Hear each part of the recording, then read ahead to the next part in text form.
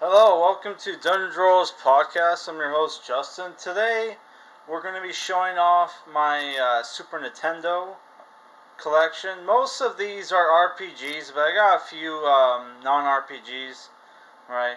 And we're going to show off the Western RPGs first, and at the end of the video, I'll give some recommendations. So the first Western RPG I'm going to be showing off is Dungeon Master for the Super Nintendo. There was the name of a video store on there, which is probably not around, but again, I don't know. Just in case I scribbled it off. But you got some cool artwork there. This is like a first-person dungeon crawler where you pick out guardians for your party members, and you go around traversing a dungeon looking for an evil wizard, and you fight monsters, and you have to eat food and drink water, or your party members will die. Kind of like with old school Dungeons and Dragons and Ultima games. I know. I thought this was a decent game, and a lot of the monsters you kill drop food, right? So it's like you don't have to worry too much about getting food. But yeah, I don't know. I thought this was a decent RPG. Never beat it. This was a computer game at first, and then was ported to the Super Nintendo. And I think somebody made a remake of this. Though I don't know if it's official, but I think I saw a video on it. Next is another game that's similar to that, which is Capcom's Eye of the Beholder, which is a Dungeons and Dragons game, which I could not figure out how to fight in this game, so I got killed by the very first enemy. Man, it's not focusing very well. Yeah, Capcom put this out. Yeah. I don't remember how much I paid for this game. I think the other one was $20. This might have been around the same price. This also, I think, has a Game Boy game. So, yeah. Never figured out how to fight in that game. Next is Shadowrun. Which, boy, and the weird thing about Shadowrun, which is based off a cyberpunk / fantasy RPG tabletop, right?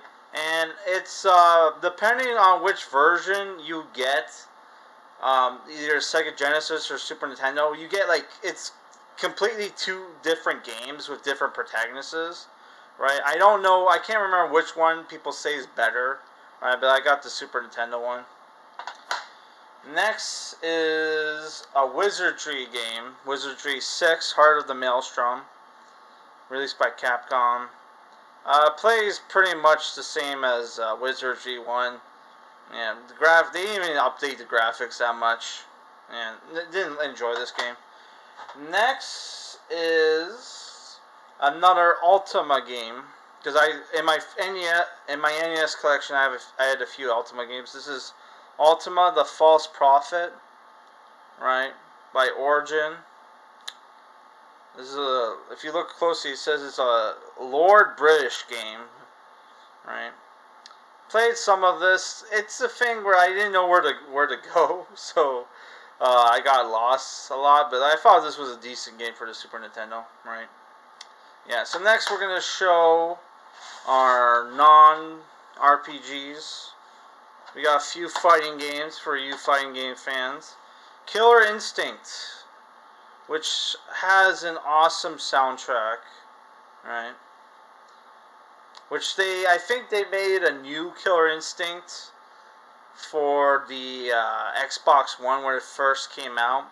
And there's a Killer Instinct game for the N64. I don't know if it's on the PlayStation as well. But yeah, this is a decent fighting game. I thought it was pretty cool. Yeah. Next is Samurai Showdown by Takara. It's an SNK game from 1993. Don't remember how much I paid for this. Well, I think I see a price tag at the back. $17. Not bad, not bad. Which most fighting games for the Super Nintendo are around $15.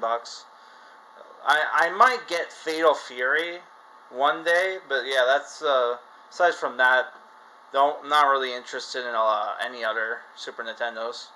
Our fighting games. Next two aren't fighting games. This is Cybernator from Konami, which I have the box for this somewhere. I'm too lazy to get it.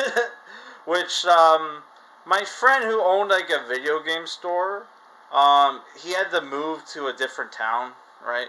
And you know, I wanted to buy something big before he left because you know, I wanted to help him out. And he was selling this in packaging for $100. I bought it as like kind of like a you know, going away present for him.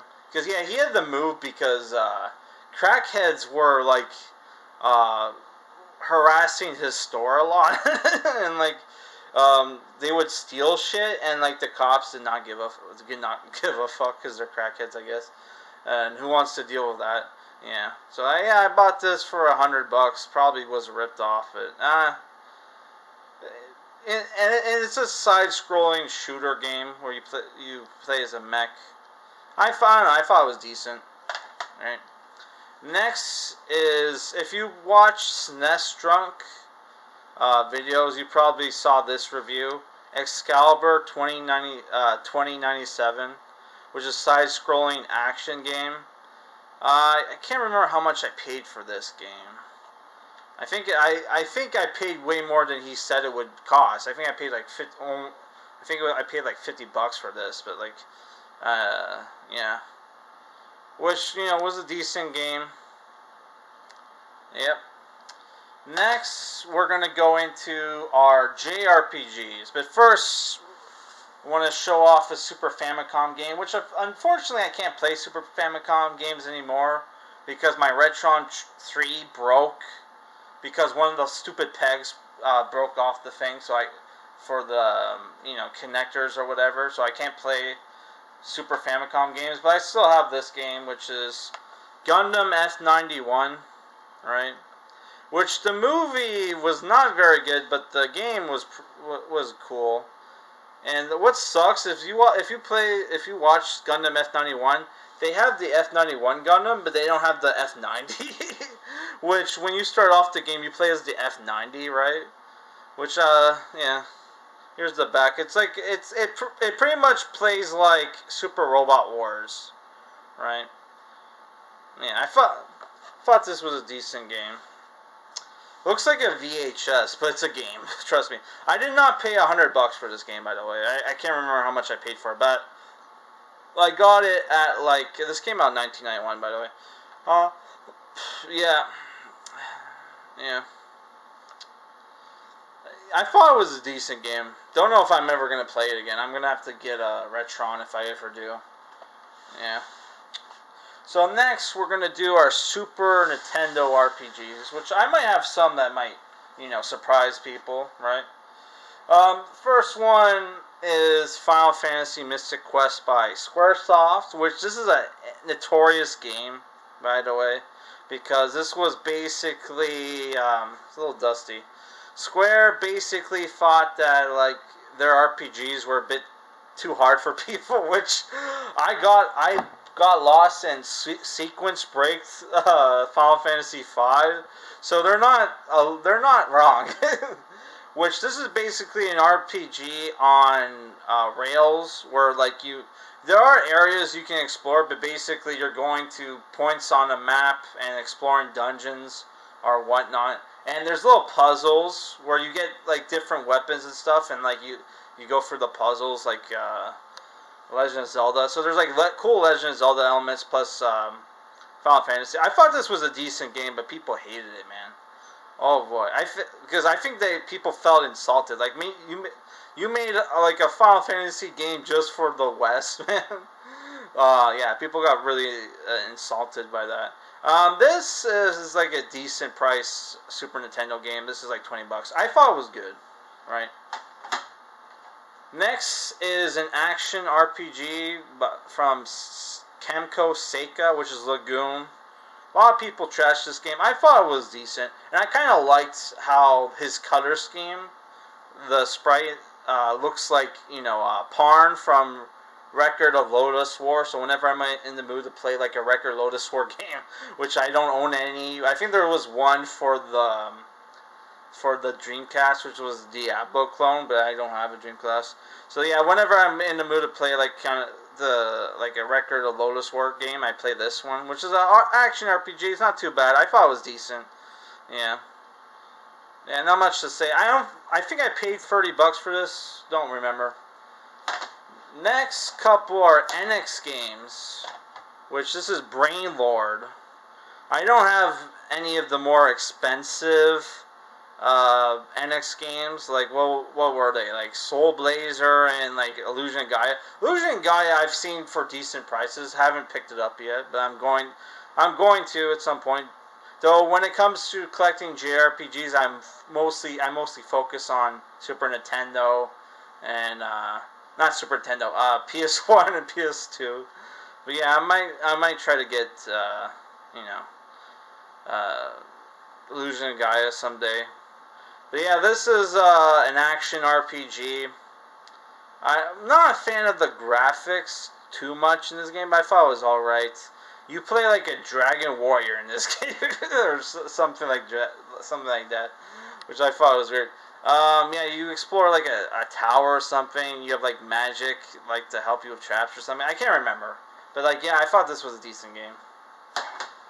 Next is Act Riser, which got re-released, I think. Yeah, this I think is a decent price game. Released by NX. It's part like sim / action side scroller, right? Where like you play it as a warrior and like a Cupid angel. It's kind of weird. Like go watch James and Mike's or like watch Angry Video Games Nerds review on this. If he did a review, I know he played it on his on Cinemassacre, right? I thought it was a decent game. Don't have the sequel. Next is another JRPG by Taito. I only have one. I like the art on the here. It looks very anime-esque. Right. This is Lufia and the Fortress of Doom, which is like the first Lufia game. Right. It's like your basic, like, turn-based action, turn-based RPG, right? I thought it was cool. Yeah. This is one of the first JRPGs I bought when I started collecting Super Nintendo games, right? Next is Arkana, which a lot of people hate this game. I think this is a decent game, right? And it's one of your more affordable Super Nintendo RPGs, where it's like, I paid $15 for this. I thought it was a decent price.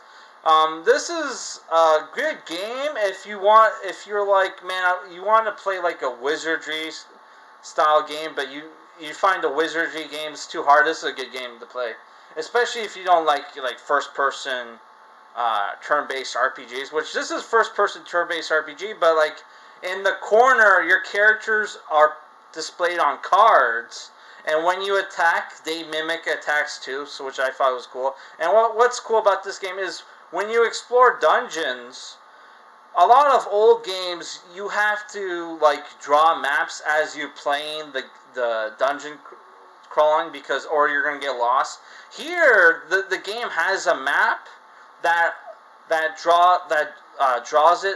draws itself as you're exploring the dungeon, so you don't have to worry about that, which I thought was cool. And like another cool thing about this game is you don't have party members, like permanent party members, except for like summons that you'll get throughout the game. You have like people who join your party for specific dungeons and areas, right, which are different. Like one will be like a warrior, one's like a dwarf or something like that. I thought it was pretty cool, man. I almost beat this game, but I kind of got bored. But I thought it was a decent game for the price, right? So we're down to our last two RPGs. This is East, the Wanderer. Sorry, this is East, Wanderer from East. This is the third game in the series of the Yeast games, right? Which I played Yeast Book 1 on the TurboGrafx 16 port that was on the Wii shop, which was, decent price.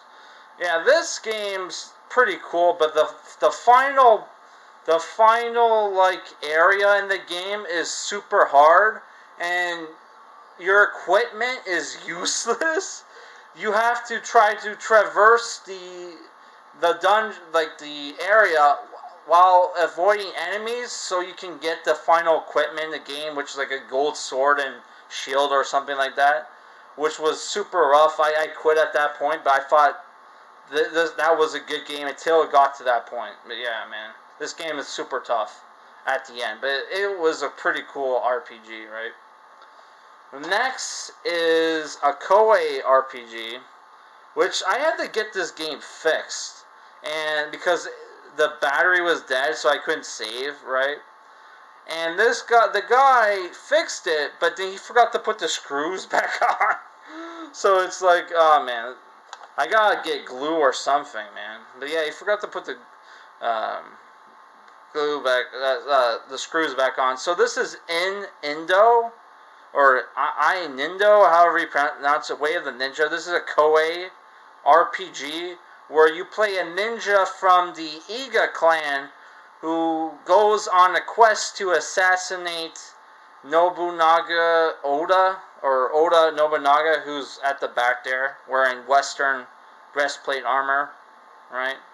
And this is a pretty cool game. This is one of the first This is one of the earliest RPGs I know where you play as a ninja, right?